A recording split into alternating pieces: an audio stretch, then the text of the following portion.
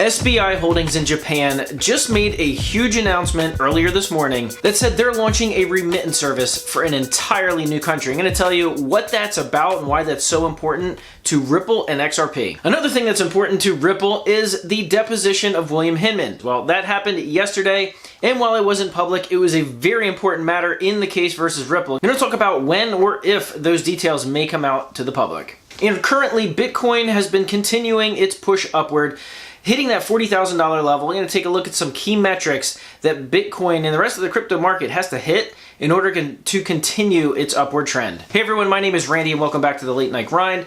Right now on this channel, I'm covering the Ripple versus SEC case, as well as other cryptocurrency news and investment markets and personal finance. So if any of those topics interest you, make sure you hit the subscribe button, hit the bell notification icon, and if you are feeling really generous today, I'd really appreciate it if you go ahead and hit the thumbs up button. It really helps out with the YouTube algorithm. So if you do that, I'd greatly appreciate it.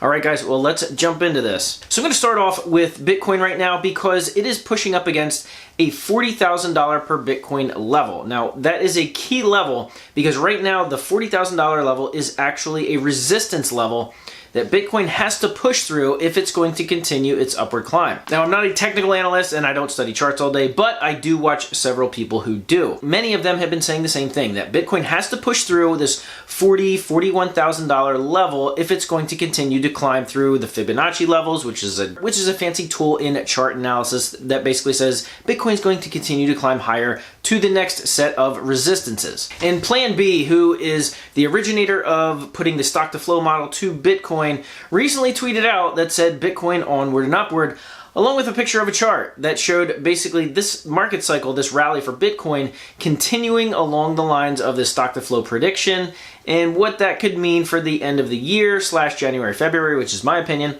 And that's Bitcoin could be anywhere from 150,000 up to 400,000. But there are now many people subscribing to that theory as they learn what the stock to flow model actually is and why it fits Bitcoin to an absolute T. So many people have been seeing their favorite altcoins continue to climb along with Bitcoin, and that's just going to continue to happen. In my opinion, it's going to happen for the rest of this market cycle and probably even for a lot of the next market cycle. The decoupling of these different crypto assets just has not happened yet.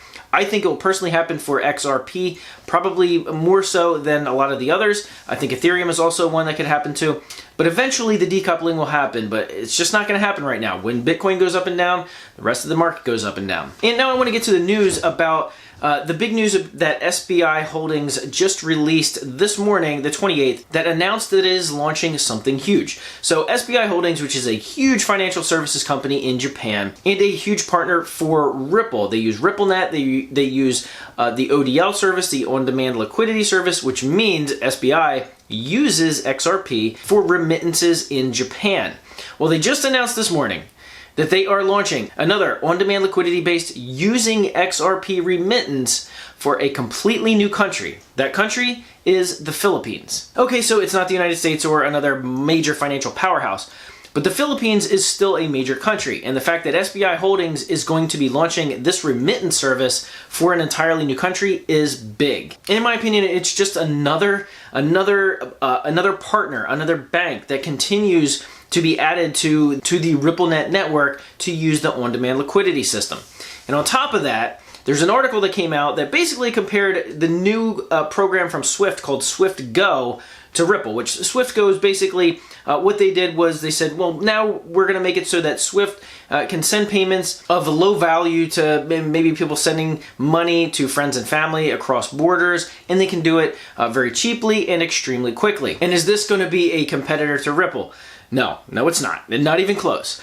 Basically, the Swift Go program is still the Swift program. It's just based on low value amounts because there still needs to be pre-funding there. It's not instant settlement unless there's pre-funding. So the only way that can actually happen is if there's pre-funding on one side. So SwiftGo, not really a competitor to what Ripple's doing with the ODL. And now BitBoy Crypto, who you might love him, you might hate him, he's really been making waves recently with all his videos and promotion of XRP. And in fact, I just tweeted out that it looks like this dude went from stay away from XRP to XRP is going to rule the world in a matter of a couple of months, which is kind of crazy.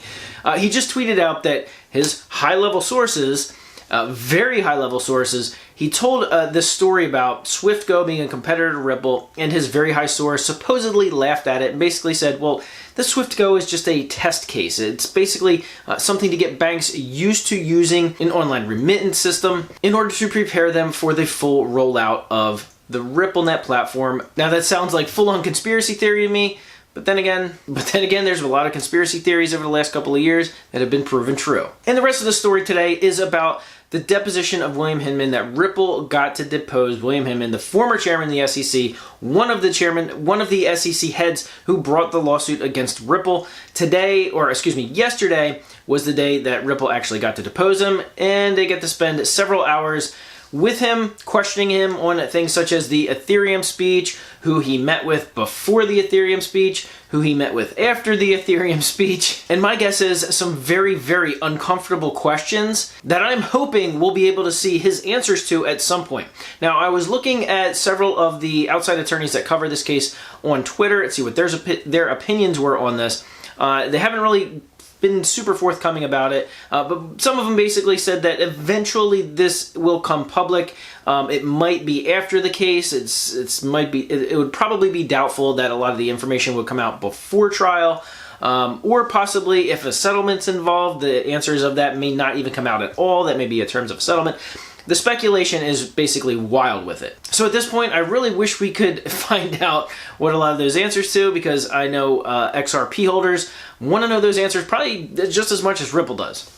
But in any case, that is what's going on today. So we're going to hear more news, hopefully tomorrow, on what is moving forward with the case. And if you want to be sure to be up to date with that, make sure you're subscribed, as I put these videos out on a daily basis covering this Ripple case, covering XRP, and other cryptocurrency news, especially the big news. So once again, if you are new to this channel and you haven't subscribed yet, all you gotta do is go ahead and click the subscribe button and hit the bell notification icon, so YouTube will actually send you a notification when I release a new video. Also, if you're new to the channel and you haven't hit the community tab on my channel yet, I put up polls pretty regularly there, and I love to take these polls and see the answers. Every poll that I put out seems to get thousands and thousands of responses. So if you haven't taken part of it yet, go ahead and do that. You can see what the late night grind community thinks about not just XRP, but the crypto community as a whole, as well as some other fun items. So be sure to check that out. And also, I am now on Twitter, so if you'd like to follow me there, because a lot of the information that I actually get from these videos, I see some of it on Twitter, and when I do, I retweet it and make sure you guys are all caught up to date. So if you want to follow me there, I will put the link to my Twitter profile in the description below. And your homework for this video in the comments section below, let me know. And in the comments section below, let me know what you think is going to happen to Bitcoin for the next couple of months and really for the end of the year. I'd like to see how many of you guys actually think that Bitcoin and really the rest of the crypto market is going to see this massive run up, or if it's going to stay somewhere where it is now, or if it's actually going to drop by the end of the year. Because there are very different schools of thought on it, and some of the technical analysts, I say, some of them very 100% believe that Bitcoin is going to see 200,000 to 300,000 by December, January, February, and there's a handful of other technical analysts that I watch that say Bitcoin's going to go up, but it's probably not going to break 70, maybe 80K best case scenario. So it's all over the place. Let me know what your predictions are in the comment section below, because that's going to affect the rest of the crypto market as well as XRP. All right, guys, that's it for today's video. Appreciate you watching. Don't forget to give it a big thumbs up, and I'll see you guys on the next video.